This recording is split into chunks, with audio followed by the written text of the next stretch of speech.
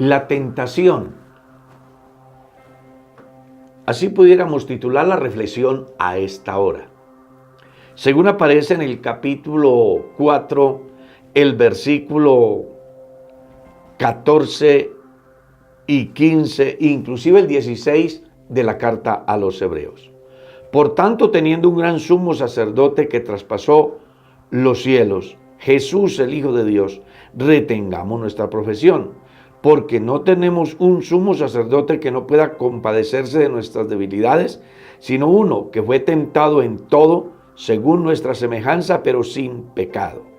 Acerquémonos, pues, confiadamente al trono de la gracia, para alcanzar misericordia y hallar gracia para el oportuno socorro. La tentación siempre ha estado, está y estará. Solamente basta con darle un repaso a las Sagradas Escrituras y vamos a encontrar que el gran fracaso de Adán y Eva comienza por la tentación. Y no fueron capaces de soportar la presión del enemigo, cedieron a las ofertas del diablo y por eso fracasaron. La Biblia habla que incluso el mismo Satanás fue tentado en sí con el objeto de ser igual a Dios, de ubicarse en un trono al lado de Dios, desconociendo que no hay otro Dios tan grande como el Creador de los cielos y de la tierra.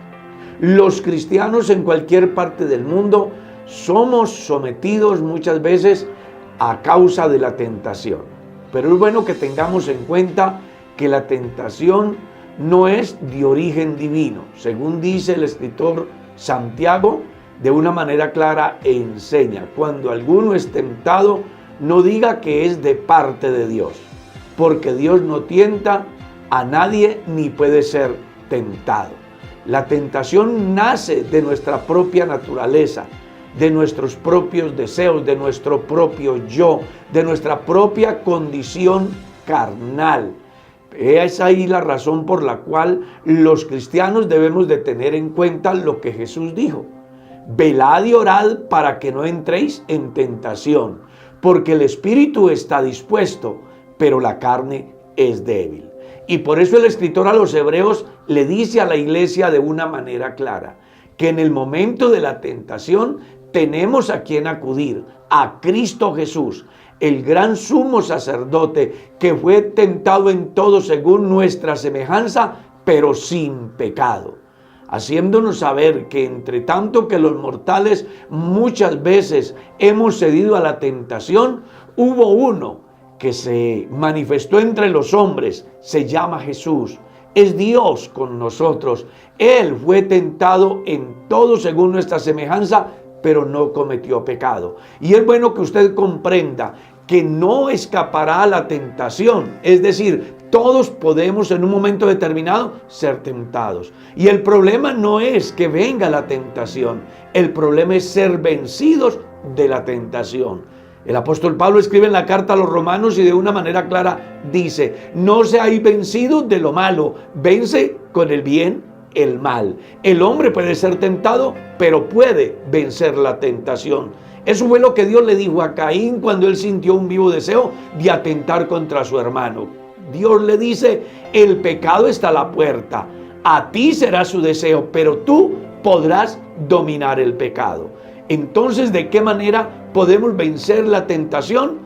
Simplemente sometiéndonos a la ley del Espíritu, como dice Pablo en la carta a los Romanos, el capítulo 8. Porque la ley de vida en Cristo Jesús nos libra de la ley del pecado y de la muerte. La mejor forma de vencer la tentación es escondernos en Cristo, es acudir a Él, es reconocer que su obra es perfecta, que si nos refugiamos bajo su sombra, seguramente que el enemigo no podrá hacernos daño, pues está escrito: Cristo fue tentado en todo, pero sin pecado. Y eso nos da la oportunidad de acercarnos a Él para hallar gracia y encontrar en Él el oportuno socorro. Por eso, si alguien es tentado, no se rinda, no se deje vencer, acuda a Jesús. Él es el Dios suyo, el Dios mío, el Dios nuestro. el único que puede librarte de la tentación para que se cumpla así la oración que Jesús enseñó a sus discípulos. No nos metas en tentación y líbranos del mal. Si nos ubicamos donde nos corresponde como hijos de Dios y clamamos a Dios para que nos guarde de la tentación, seguramente que Él nos guardará del mal.